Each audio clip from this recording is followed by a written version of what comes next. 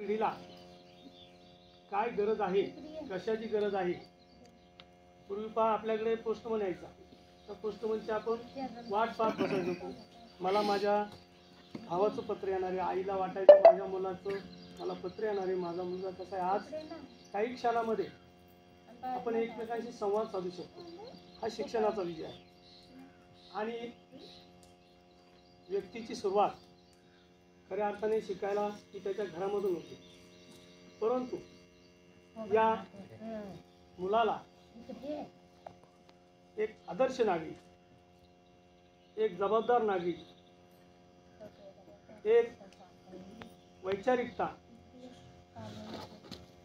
आणि आपल्या घराण्याचा वारसा पुढे चालवण्याचं जे मनोबल त्या विद्यार्थ्याच्या अंगामध्ये घेतलं जातं ते खऱ्या अर्थाने प्राथमिक शिक्षणामध्ये,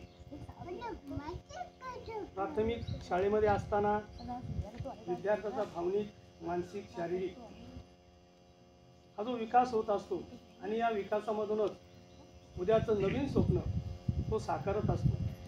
तर आमच्या शाळेचे विद्यार्थी या स्वातंत्र्य दिनानिमित्त आपले मनोगत आपल्यासमोर व्यक्त करणार आहे.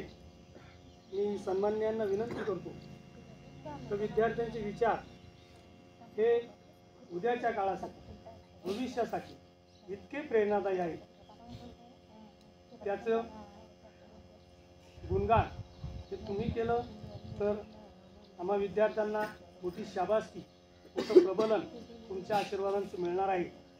तर यासाठी प्रथमतः आपल्यासमोर आपले विचार व्यक्त करत आहे या शाळेची इयत्ता 4थीची चुणचुणीत विद्यार्थिनी